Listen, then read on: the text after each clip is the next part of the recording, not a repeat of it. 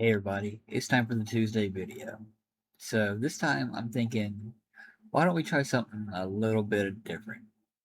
Well, we're going to have a Linux operating system in a container that's forwarding its screen to your web browser. So basically you'd have a fairly comparable uh, Linux desktop that you could use in a browser. Now, should you use this as your full-time operating system? Probably not. But it's something fun, something to look at, something to try. And anyway, let's go ahead and hop into this. As you can see, we're going to be pulling from our Linux server images. I use them quite a bit for name our container, or need process user ID and group ID of 1,000. Now, you still need to check and see if your user ID and your group ID are 1,000. You could have a different user ID and a different group ID, or I need a time zone, a path slash config on the right is for the Docker container. On the left is you're pointing to the folder on your host system. On the right of ports, 3000, 3001 are wanted by the container. You always give the container their ports. And then on the left for the host, you can put 3000 and 3001. But if those are taken, you need to switch them to something that is available and not already have something bound to it. Shared memory size, I'm not going to go over it. Restart state, that's up to you. You could have it stop or start every time you have to restart. So without further ado, let's go ahead and start getting some of this in there. So let's go ahead and grab our link here, or our pull link. Let's go ahead and copy that. Let's go and add a container. We will call this Webtop. Put in our image, but we're not just going to use the latest. They have different ones we can pull from. Let's go back up to our documentation of what ones they have, which is here. They have all kinds. They have Alpine, they have Arch, they have Debian, Fedora, Ubuntu. I'm going to take a Ubuntu with XFCE. Grab it. That is the tag. So let's go back and let's grab Ubuntu. All right. Now we'll go down. Our ports were 3000 and 3001. So 3000, 3000 and 3001. On this virtual machine for me, I do not have the ports taken up, so I'm just going to put them in right in the same as the containers. Next, I'm pretty sure we need our volumes. Let's go back down to our compose file. Yep, a volume of /config for data. So let's add a bind. We will do /config. And I already pre-made a Webtop folder earlier. Now, wherever you're storing your Docker containers, make sure you put all your folders together. There's the config folder. I'm going to copy that path. And we're going to paste that right in like so. Next, we need a process user ID, process group ID, and our time zone. So we'll go to our environment variables. We'll add 1, 2, 3.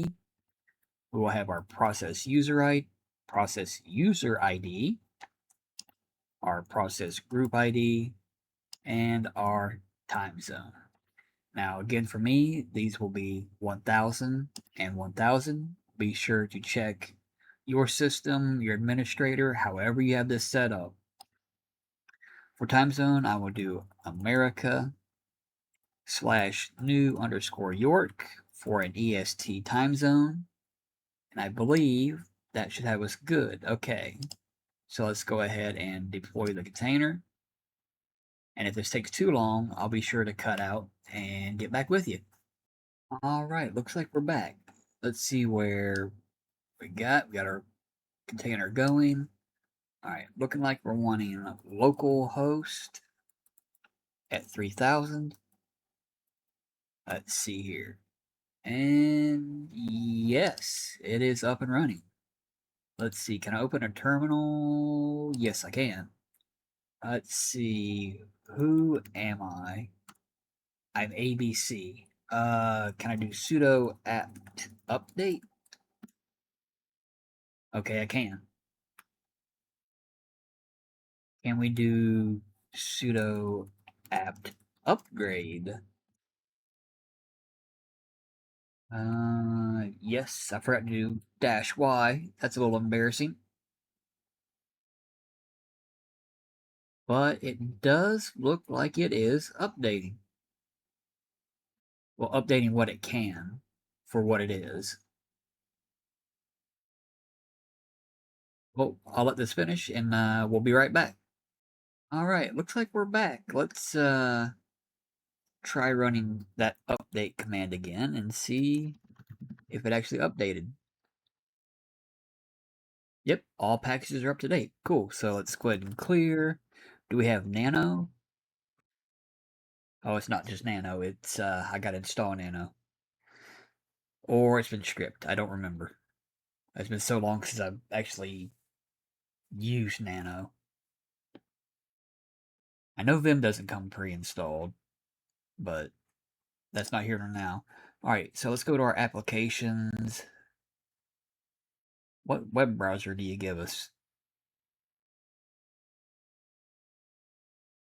Do you not give us a default web browser?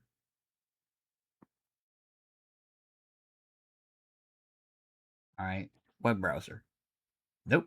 I guess it does not give you a default web browser, so that's something to be aware of. So, settings.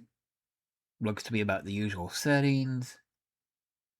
Accessories, internet. Oh, it has Chromium as the default web browser, but it doesn't seem to want to load. That's odd. So, what if we did open terminal, sudo apt install Firefox? Yes. So, look at it's pulling it down, building it, and unpacking it. And we'll be back. Oh, no, never mind. It sped up. Well, that's done. All right, go ahead and close that. So we should have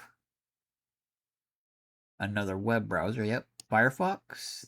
And there we go. Now it's working. All the ads you could ever want. So what if we did new, not NWE, new movies? Just to see, yeah, it works. Cool. So it looks like you could pretty much just get going like a regular desktop version of Ubuntu, but you need to make sure you have the right libraries and everything. Uh, have fun with this. I wouldn't recommend using it as your main desktop still. Be something neat to mess with. But without further ado, I hope you guys had a good time. Hope you had some fun and found some use in this. And as always, I'll see you next Tuesday. Take it easy now.